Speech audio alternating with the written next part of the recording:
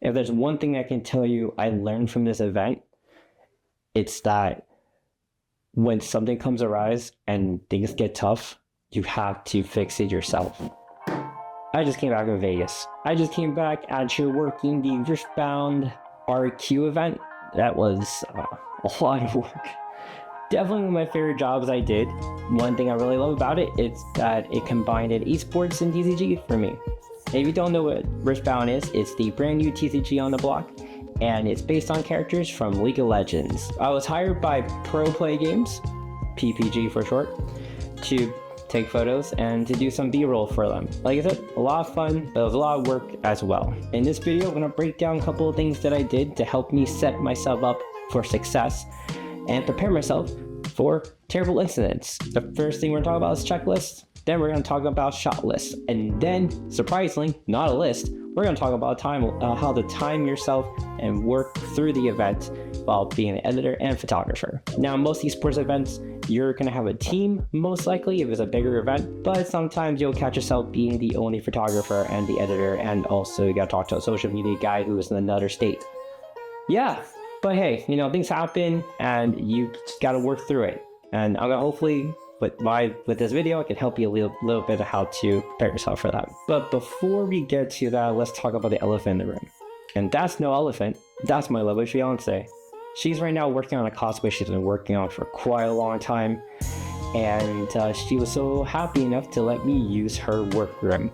It's my little studio for now. Let's not disturb her too much. She's working really hard on it and she's almost done. So let her be right now. Let's continue on. Let's talk about checklists. So checklists are going to be something very important for you in your journeys of going out of state or far drives in your state. You get my picture. You're traveling and you want to make sure you bring everything with you. A checklist is going to be very important for you to do that because you want to keep track of everything you're taking with you. And writing it down or putting a checklist digitally will help you kind of get everything sorted. This is something I learned from TNS when I worked with them.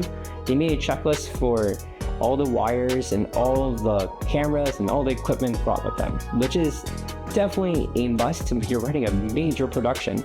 So as a photographer, I think it's very important as well to track everything you're bringing. Now you don't do it for the lenses, you don't do it just for your camera body, you're gonna do it for all the wires. You're gonna do it for your laptop. You're gonna do it for your laptop charger because you leave that behind. That's gonna be really, really bad. So having a checklist is definitely important to help you keep in track of everything. So everything you put in the bag, you just check it off. Because that's how a checklist works. Going to the longest portion of this video, we're gonna talk about shot lists, because shot lists is definitely what matters when you're working an event. So shot lists are gonna be given either to you or you have to create one. There's no wrong way of that happening. It's one of the other is going to happen. If you're given a shot list, don't take it as, it's a shot list, I'm good now. No, take it and then look through it and see if you can add to it. Trust me when I say, if you're going to add to the shot list or ask if there's anything else they want to add into the shot list, it's not putting too much work on you. It is actually showing that you're showing some initiative to do better for your client and you're looking out for the best interests. I got shot lists from PPG for most of my events until this event because we couldn't trust each other in how things work. PPG used all my images for a lot of promotionals. Of course, they have an album, but the promotionals I see, all my photos get used all the time, and that makes me feel my work is being trusted to help pull people to their events.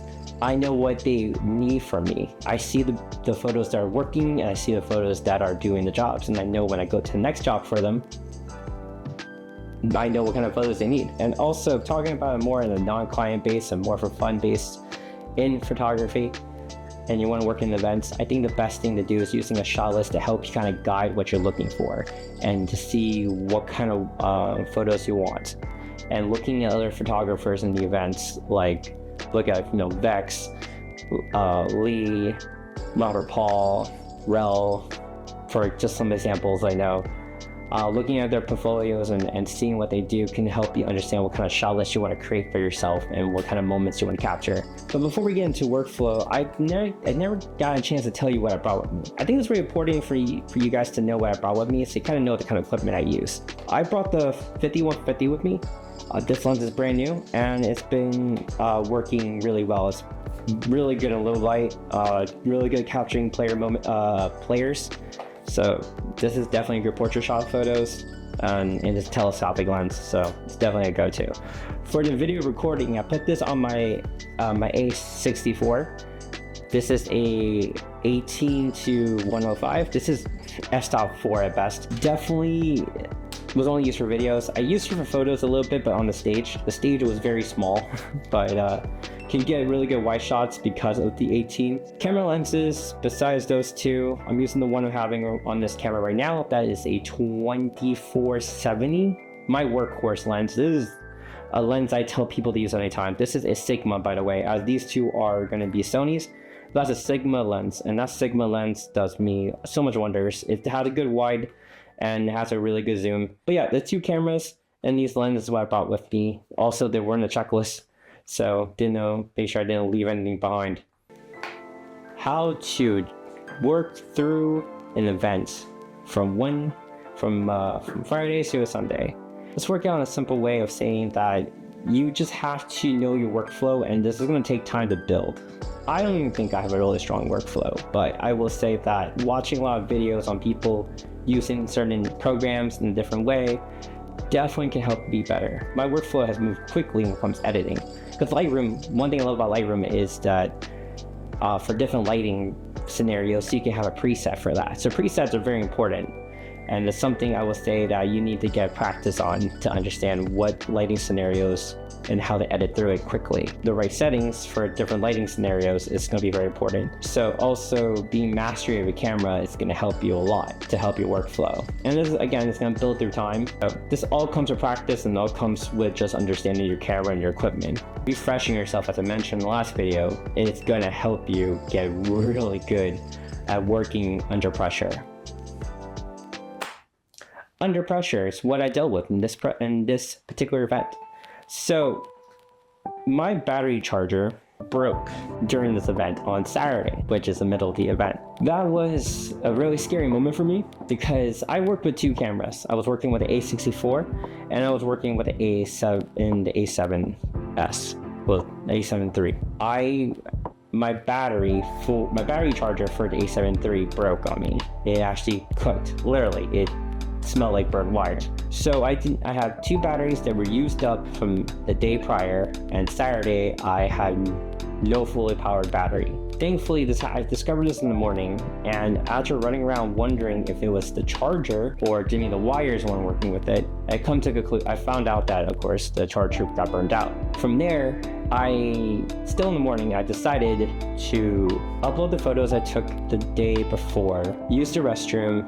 Then I decided to charge it when I was in the restroom, charging the camera. Thankfully, my 20 USB cords I brought with me, one of them was able to charge it, and then I edited while it was charging. By the time the editing and the restroom break and everything happened, I was able to charge up to 78%. And throughout every editing process, I was charging the camera and switching batteries until finally on Sunday, I had two batteries that were 88%, or at least 180%. Bouncing around, working out in the field, and also editing, I was able to solve my issue. Now granted, the better solution for that will cost money was just buy a charger from Vegas and get it sent to me via Uber. But to save some money, I decided to do it that way, and thankfully it worked.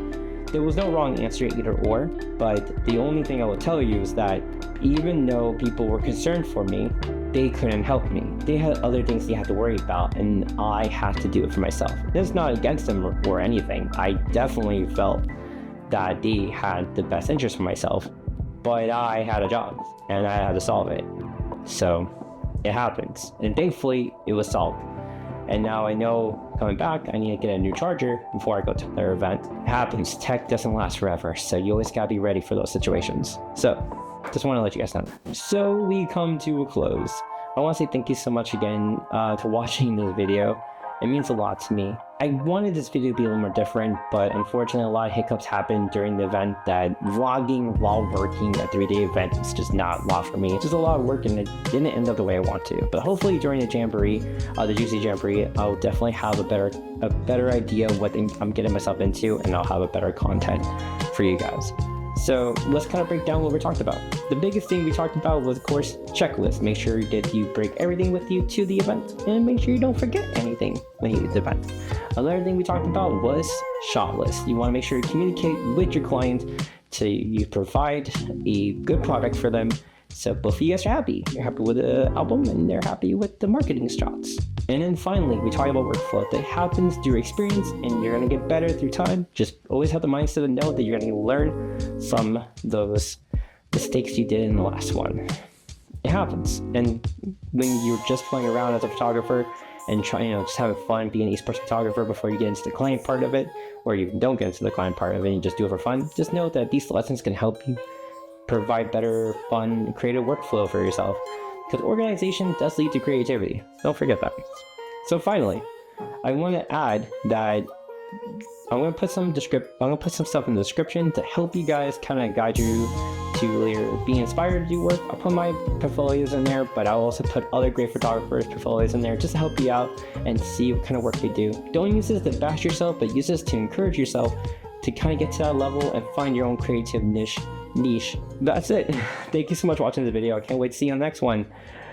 Good shooting.